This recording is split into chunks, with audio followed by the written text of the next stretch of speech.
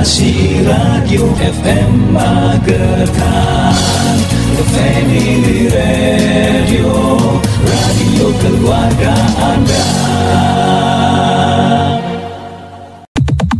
Sesaat lagi kita akan menyimak ngobrol bareng. Acara ini dipersembahkan oleh Radio Rasi FM, radio keluarga Anda.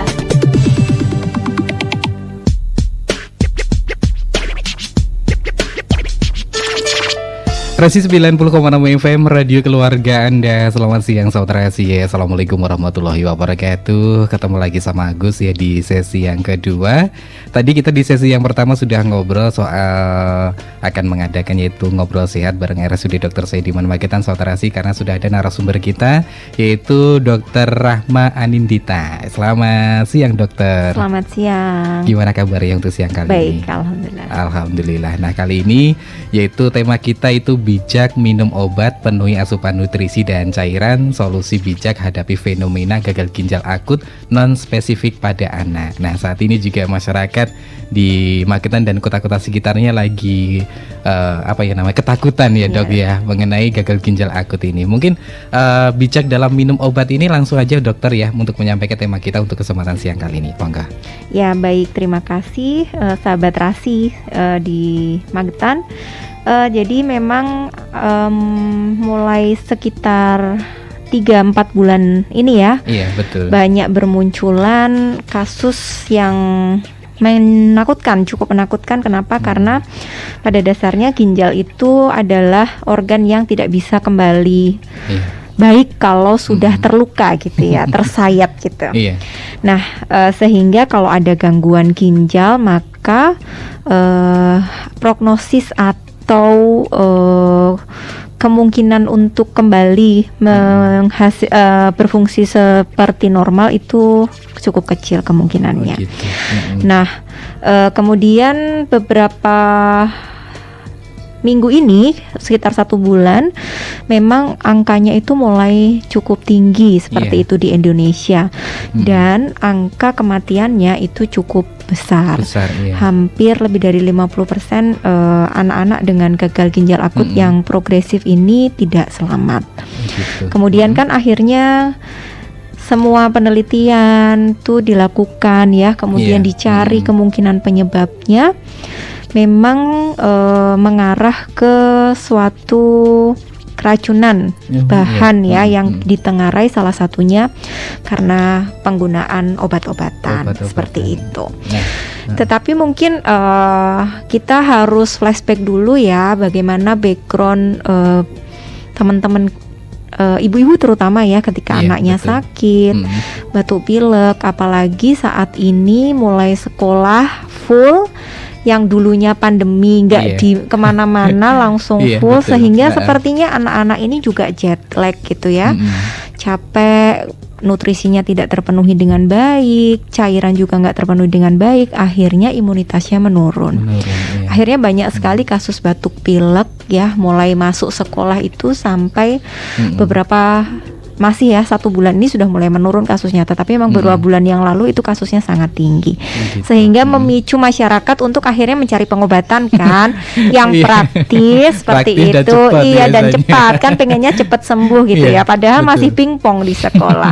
Nah itu yang akhirnya mendasari mungkin penggunaan obat-obatan yang di luar kontrol itu semakin banyak digunakan, dan akhirnya mungkin salah satunya ada bahan cemaran yang akhirnya merusak ke ginjal seperti itu. Jadi tidak hanya dari pengaruh obat saja ya dok ya. Jadi gagal ginjal akut ini juga pengaruh juga dari aktivitas anak juga, kebersihan dan juga makanan yang dikonsumsi nggak sih dok? Ya, jadi mungkin kalau ginjal itu kan fungsinya untuk mengeluarkan semua bahan-bahan sampah, dimana salah satunya supaya ginjal kita sehat berarti asupan cairan itu juga harus terpenuhi.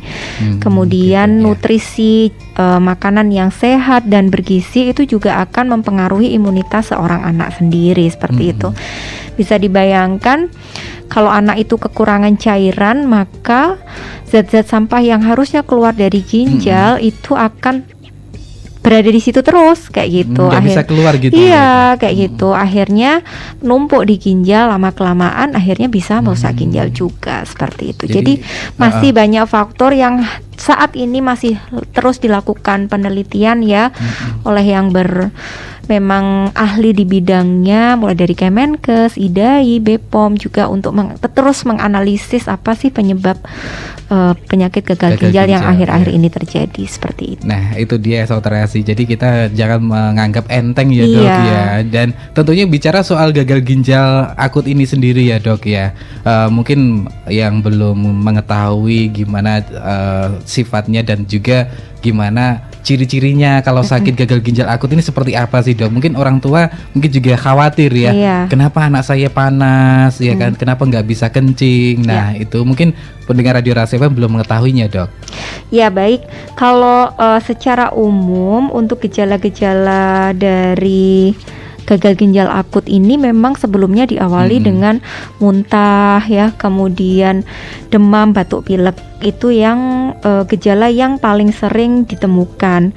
Kemudian diikuti dengan jumlah pipis yang mulai menurun seperti itu. Nah, seringkali kita tidak mengawasi jumlah urin anak kita, bagaimana kualitas urin anak kita.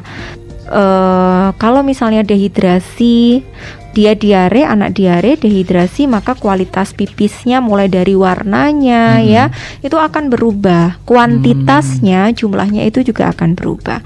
Sejalan dengan itu, di penyakit gagal ginjal ini diawali dengan tanda infeksi umum ya, demam, mual, muntah biasanya yang sering kali, juga ada diare juga. Kemudian diikuti dengan penurunan jumlah urin. Nah, kadangkala yang nggak disadari itu adalah turunnya jumlah urin ini, jumlah pipis itu yang tidak diketahui.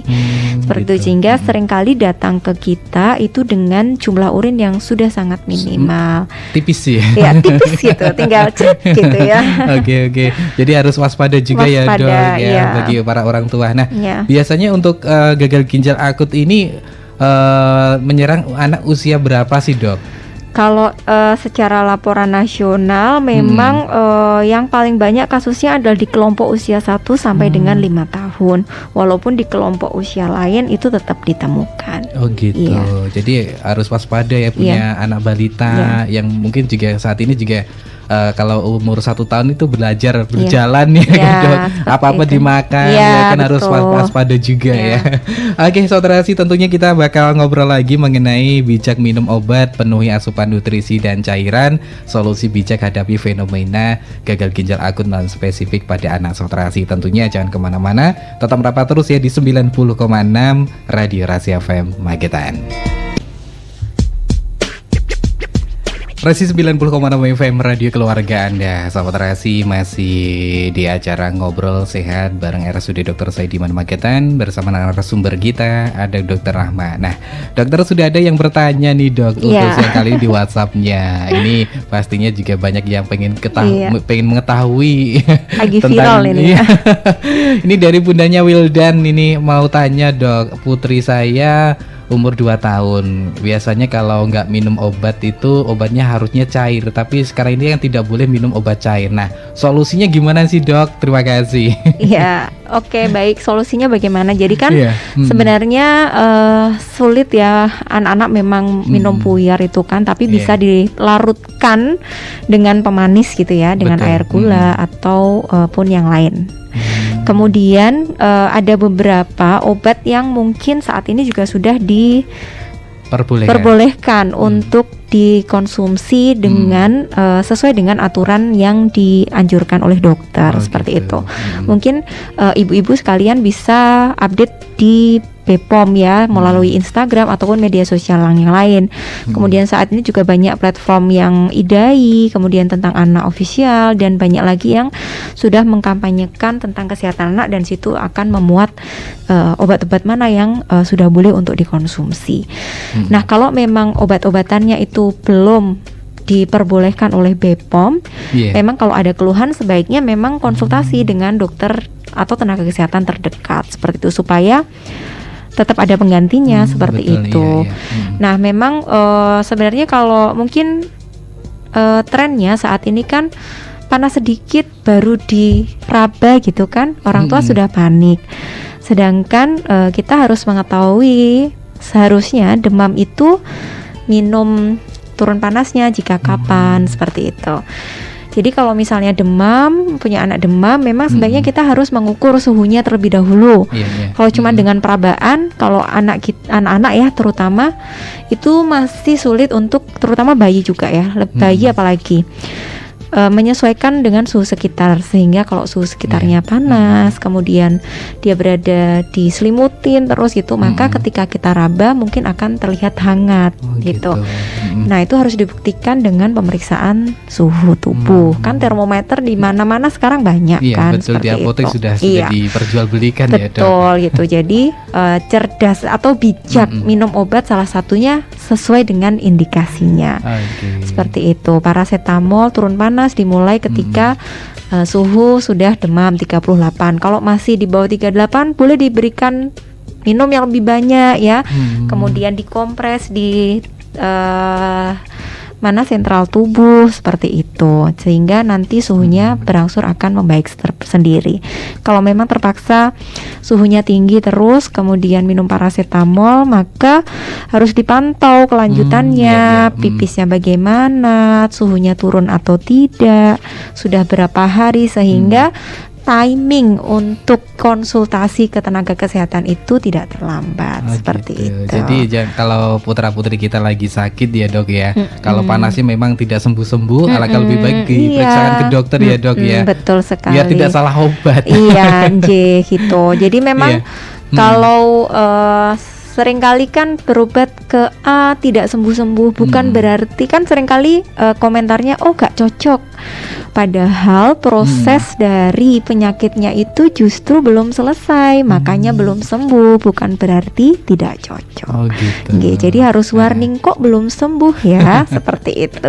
Bukan berarti nggak cocok gitu. Ya harus nanti akhirnya memutuskan ke hal-hal yang lain. Seperti betul, itu. betul. Ya apalagi sekarang ini juga fenomena gagal ginjal memang saat di ibu kota saja sudah ada penambahan ya, Dok ya. Nah, saat ini di Kabupaten Magetan sendiri untuk gagal ginjal akut ini sudah ada kasusnya belum sih, Dok? Sementara ini untuk kasus yang kita telusuri baru satu kasus seperti itu. Jadi baru satu kasus ya, Dok. Nah, mungkin para orang tua di rumah juga yang anaknya sehat ya kan, pengen tidak terpapar dengan gejala ginjal ini ya, Dok ya. Ada nutrisi apa yang baik dikonsumsi anak usia segitu, Dok, biar kesehatannya stabil gitu, Dok? Iya, baik, apalagi musim kayak gini ya. Iya, Dok, apalagi kan musimnya hujan, kalau berangkat sekolah kadang kehujanan, pulang kehujanan. Ya, baik, jadi yang pertama adalah kita harus memenuhi cairan air ya, air lah. Mulai dari air putih, susu, jus, seperti itu. Nah, kebutuhan cairan anak-anak itu masing-masing sendiri-sendiri. Paling tidak kalau anak usia 1 sampai 5 tahun, balita dengan berat antara 10 sampai range-nya di 20 kilo ya. Kalau di 5 tahun maka kebutuhannya antara 1000 sampai dengan 1500 ml per hari. Sehingga kalau kurang dari itu maka bisa dibayangkan yang larinya disaring oleh ginjal itu akan sangat kurang, seperti itu. Kemudian untuk makanan, kita memperkenalkan bahwa makronutrien dan mikronutrien itu harus dipenuhi. Makronutrien itu yang nanti akan membuat dia tumbuh nih, misalnya karbohidrat, protein, lemak, seperti itu. Nah, mikronutrien itu yang akan meningkatkan imunitasnya. Dia hanya butuh dalam bentuk yang kecil-kecil, misalnya vitamin, mineral, seperti itu. Jadi itu semua harus terkandung dalam makanannya sehari-hari. Fenomenanya sekarang itu kalau ditanya makannya apa gitu, susah makannya, Dok, maunya cilok, seperti itu. Jajanan ringan. Iya, jajanan ringan. Padahal itu tidak semua unsur makronutrien dan mikronutriennya terpenuhi, begitu. Jadi harus benar-benar teliti juga ya, Dok ya. Harus waspada juga. Betul. harus memenuhi nutrisi dari putra-putri kita. Apalagi kita sekarang sudah masuk di musim penghujan. Iya, betul sekali. Apalagi sekarang ini kegiatan dari para pelajar sangat padat ya dok ya, karena sudah pandeminya sudah melandai ya. Mungkin betul sekali. Daya tahan tubuh juga para anak-anak kita juga sedikit melemah ya dok ya. Nah tentunya di saat fenomena gagal ginjal akut ini ya dok ya, dengan fenomena juga dengan obat-obatan seperti obat sirup yang sudah dibilang sama BPOM dilarang untuk diminum sudah dirilis ya dok ya.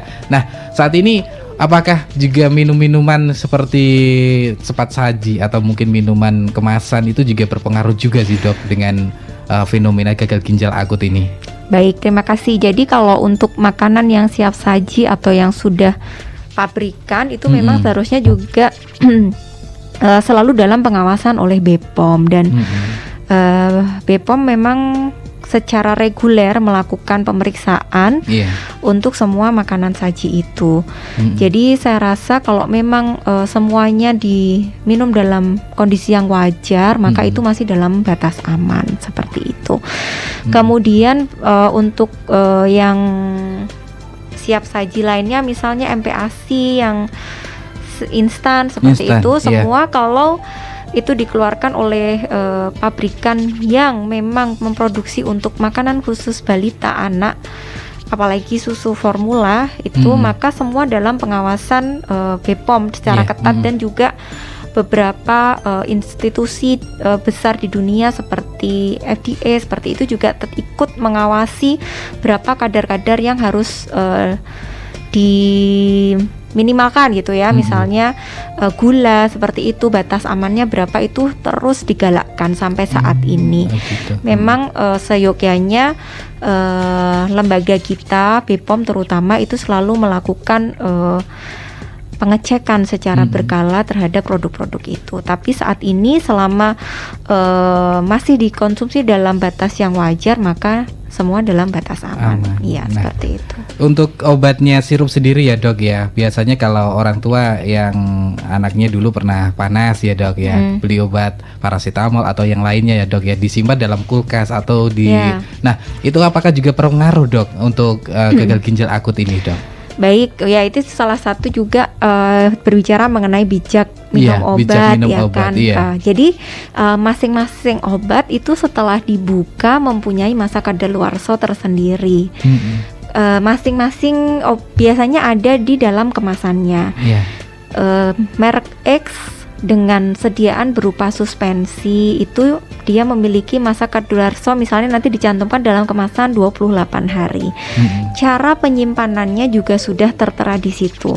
Kalau memang tidak diminta untuk di suhu dingin, maka sebaiknya memang di suhu ruangan seperti itu. Tidak semua obat itu masuk kulkas. Yang penting tidak terkena sinar matahari langsung. Kalau memang disimpan di suhu dingin atau di lemari pendingin, mah itu yang harus dimasukkan di dalam kulkas.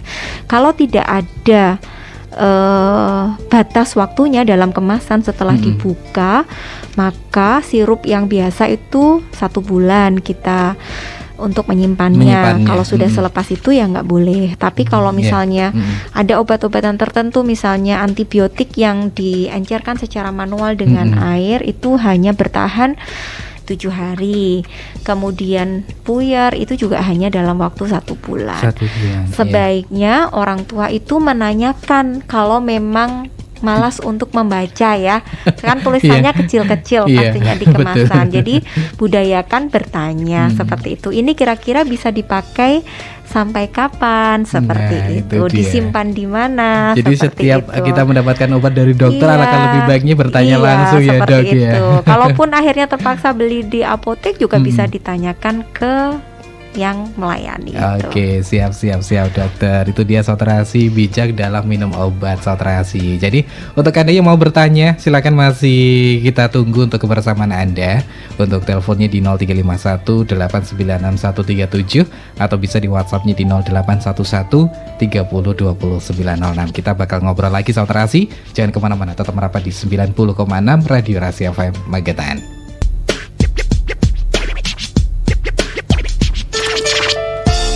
Resi 90,6 FM Radio Keluarga Anda. Saudara-saudari masih ngobrol sehat bareng RSUD Dr. Saidiman Magetan. Tentunya masih ditemenin sama narasumber kita, yaitu Dr. Rahma Anindita, saudara-saudari dari RSUD Dr. Saidiman Magetan. Nah dok, ada yang bertanya lagi. Nah, apakah untuk gejala ini yang namanya gagal ginjal akut ini, apakah tadi sudah dibilang sama dokter itu mengenai urinnya sedikit ya dok ya? Apakah itu juga terasa sakit dok? Terima kasih. Ya. Dari Bapak Ahmad. Ya, jadi kalau misalnya sudah fase di gagal ginjal di mana urinnya sudah mulai turun, maka ini kan kalau dari ginjal itu kan ada pembuluh darah yang untuk mengalir ginjal yang akhirnya membentuk urin. Nah dari sananya aja sudah nggak baik kayak gitu, ada masalah, sehingga ketika anak berkemih itu ya jumlah urinnya sudah segitu, jadi tidak ada rasa nyeri saat berkencing. Justru kalau nyeri saat berkencing itu kita mikirnya bukan karena ginjalnya, karena ada masalah yang lebih bawah lagi, apakah itu infeksi saluran kencing bawah ataupun masalah yang lain seperti itu. Oh gitu. Iya. Sehingga memang produksinya memang sudah sedikit, sehingga tidak akan menimbulkan rasa sakit kalau kita membahasnya mengenai apakah dia mengalami nyeri atau tidak. Sehingga kalau pada konteks gagal ginjal akut, pipis sedikit tapi anak tidak merasa kesakitan saat berkemih. Oh gitu. Nah, ya. Untuk gagal ginjal akut sendiri apakah bisa disembuhkan sih dok? Ya baik, untuk gagal ginjal akut sendiri memang ada fase-fasenya sejauh mana ginjal itu rusak, seperti itu. Ada di fase stage ya, tahap ya, berarti tahap 1 sampai dengan tahap 5 seperti itu. Kalau mulai dari tahap 1 sebelum ke tahap 5 lah, sebelum ke end stage, maka masih ada harapan lah kita menyelamatkan si ginjal ini ya. Dengan memberikan banyak, memenuhi cairannya, kemudian memberikan obat-obat untuk merangsang fungsi ginjalnya supaya dia bisa mengeluarkan produk urin seperti itu. Tetapi kalau sudah pada tahap yang end stage ya, yang tahap akhir, memang harapannya untuk sembuh kembali itu sangat kecil, dan biasanya anak sudah membutuhkan terapi pengganti ginjal seperti itu. Gitu. Iya. Berarti resikonya sangat besar ya dok ya. Makanya penting sekali untuk orang tua mengenali perubahan jumlah urin pada anaknya.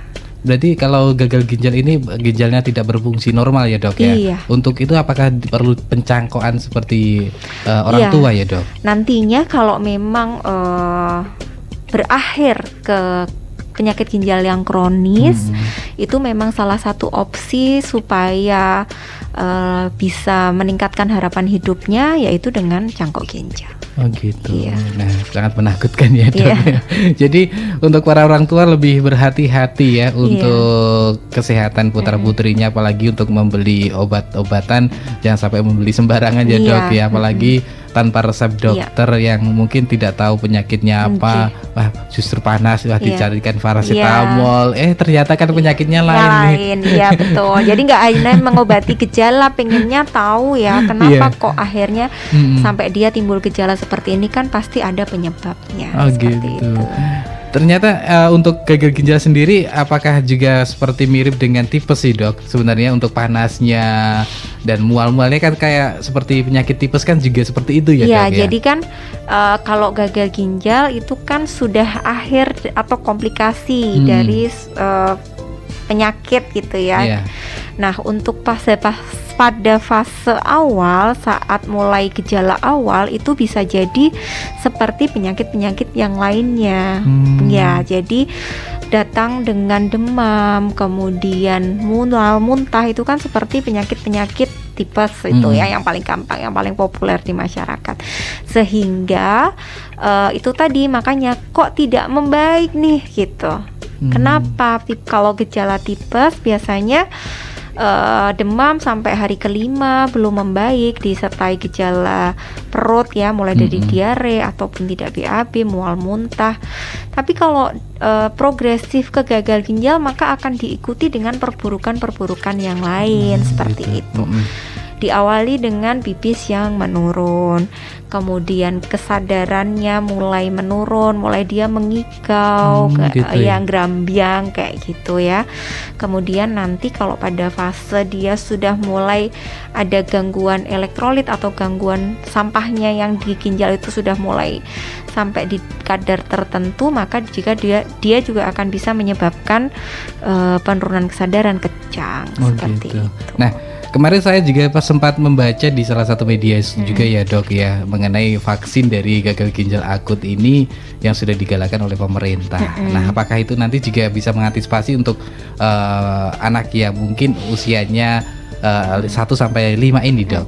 Kalau vaksin kok saya belum dengar, tapi mungkin pemerintah Indonesia sudah mendatangkan untuk ini antitoksinnya dari si dietil DEG ya, EG dan DEG. Nah, kalau kita keracunan di tahap awal mungkin bisa dengan antitoksin tersebut, tetapi ketika nanti kita ketemunya sudah di end stage atau yang tahap 5, maka untuk progresivitas dari kerusakan ginjalnya mungkin tetap akan berlanjut seperti itu. Jadi bagi pasien yang baru kena itu ya dok ya? Ya, jadi saat tahap awal mungkin kita mulai dari pipisnya mulai berkurang sedikit, kita sudah cek bahwa ada peningkatan ginjalnya, tanda peningkatan inflamasi di ginjal dibuktikan dengan nilai kreatinin ya, kemudian nilai ureum itu sudah mulai meningkat, maka harus segera mendapatkan antitoksin itu kalau memang penyebabnya karena EG atau DEG seperti itu. Tapi kalau sudah end stage ya kita sudah tidak banyak berharap untuk antitoksinnya seperti itu. Kalau vaksin mungkin begini, karena vaksin itu sendiri kan mencegah penyakit menular lainnya, sehingga harapannya kalau imunitasnya anaknya baik, maka penyakit-penyakit menular yang mungkin nanti akan memperburuk imunitasnya itu bisa dicegah. Beberapa bulan yang lalu selain kita mendapatkan badai batuk pilek sedunia ya, kita juga banyak mendapatkan kasus-kasus campak. Sangat disayangkan bermunculan kembali penyakit campak yang seharusnya itu juga sudah tidak muncul lagi karena bisa ditekan dengan vaksinasi. Ya, nah lama-lama kalau misalnya campak ini dibiarkan juga efeknya ke banyak hal ya, mulai dari ke radang paru, bisa sampai mempengaruhi otak, mempengaruhi kesadaran juga. Pun efeknya akhirnya lama-lama kalau kita biarkan infeksi berat bisa ke ginjal juga seperti itu. Nah, untuk gagal ginjal akut sendiri ya dok ya, apakah seperti COVID-19 kontak erat itu bisa kena gagal ginjal atau mungkin makanannya sama gitu dok? Ya, kalau sampai sejauh ini yang sudah banyak diteliti memang tidak ada penularan yang secara langsung fekal oral gitu ya, yang lewat makanan seperti itu. Karena beberapa Kemenkes juga statement terakhir kemungkinan besar memang peran dari si EG dan DEG ini cukup besar, sehingga memang perantaranya kan toksin seperti itu, sehingga kalau misalnya berpikir kayak diare menular lewat makanan itu tidak seperti itu. Oh gitu, jadi tidak perlu khawatir ya. Cuman budaya untuk cuci tangan itu juga tetap harus digalakkan ya, karena diare sendiri kalau diare berat bisa lanjut ke dehidrasi akhirnya ke ginjal juga seperti itu. Siap dokter. Terima kasih sudah memberikan wawasan kepada para orang tua dan juga para pendengar Radio Rahasia FM. Ya tentu Sobat Rasi, jangan kemana-mana ya, kita bakal ngobrol lagi karena makin kesana juga makin seru. Ya jadi tetap merapat terus ya di 90,6 Radio Rahasia FM Magetan.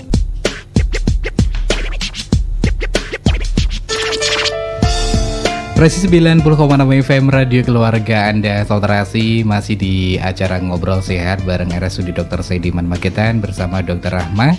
Dan tentunya tadi kita sudah bicara soal bijak minum obat ya dok, dan juga memenuhi asupan nutrisi dan cairan. Nah sekarang solusi bijak untuk menghadapi fenomena gagal ginjal akut ini seperti apa sih dok? Baik, solusi bijaknya yang pertama adalah selalu memantau pemenuhan nutrisi dan cairan anak-anak. Yang kedua adalah mengenali jumlah urin dan kualitas si urin anak. Misalnya terlalu pekat, itu kan juga berarti kekurangan cairan, sehingga segera naikkan ke cairannya. Langsung suruh minum anaknya seperti itu. Nanti pipisnya akan berubah menjadi jernih. Jadi solusinya minum air putih yang banyak ya, Iya, Dok? seperti itu. Silahkan googling sendiri nanti para orang tua bagaimana warna urin kita gitu. Ada urin chart tool kayak gitu ya. Yang bagus tuh yang jernih, yang kurang yang mana. Kemudian yang ketiga adalah tadi bijak minum obat. Indikasi pemberian minum obat adalah ketika kapan ya itu dikonsultasikan ke dokter. Kalau memang tidak ada perbaikan, maka kontrol atau check up kembali itu adalah wajib hukumnya.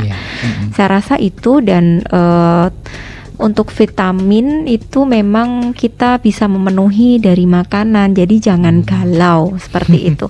Kecuali memang bagi anak-anak yang memang sudah mengalami malnutrisi, maka mau tidak mau kita memberikan tambahan multivitamin. Tapi kalau anaknya sehat, baik-baik aja, tidak malnutrisi, pertumbuhannya juga baik, maka pemenuhan utama vitamin dan mineral itu adalah dari makanan. Seperti itu.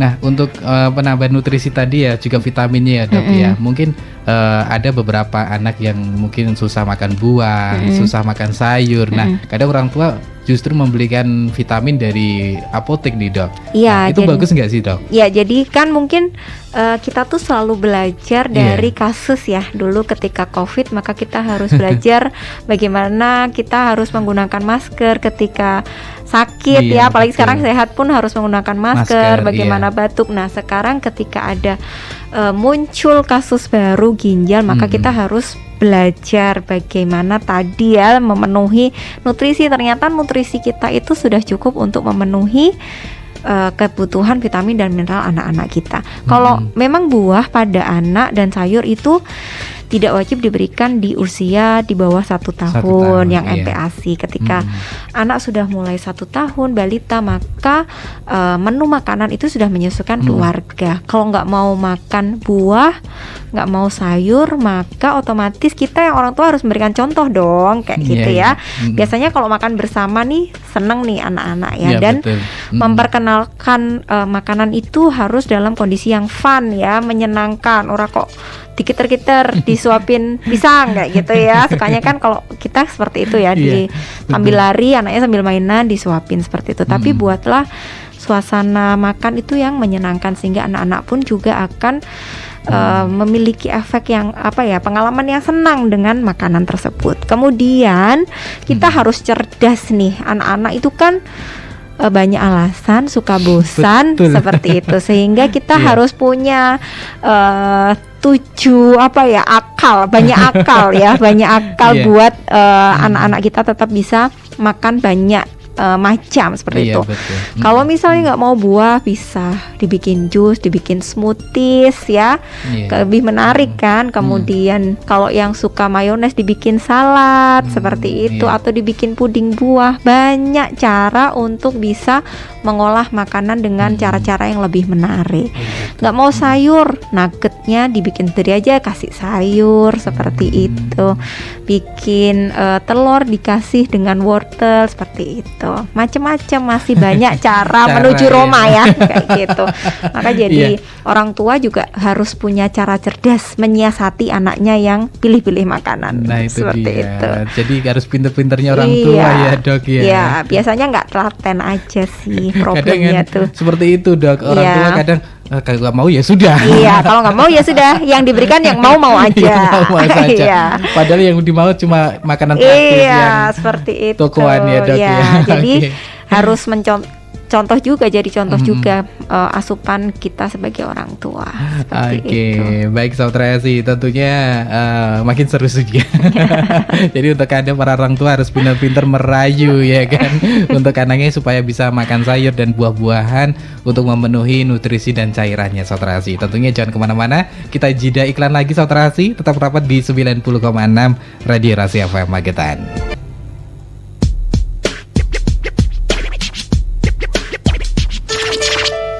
Rasi 90,6 FM Radio Keluarga Anda. Saudara-rasi, kebersamaan kita di acara Ngobrol Sehat bareng RSUD Dr. Saidiman Magetan. Tinggal 10 menit saudara-rasi ya, mengenai tema kita itu bijak minum obat, penuhi asupan nutrisi dan cairan, solusi bijak menghadapi fenomena gagal ginjal akut non spesifik pada anak saudara-rasi. Nah, dokter, tentunya untuk kesempatan siang kali ini mungkin ada tambahan lagi nggak sih dok mengenai tema kita untuk siang kali ini sebelum kebersamaan kita juga tuntas?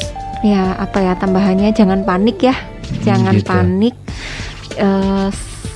Penelitian sedang berlangsung seperti itu, percayakan ke ahlinya, jangan banyak termakan omongan netizen ini ya. Tunggu saja rilis BPOM satu persatu, insya Allah nantinya kalau memang BPOM sudah merilis itu akan aman untuk digunakan.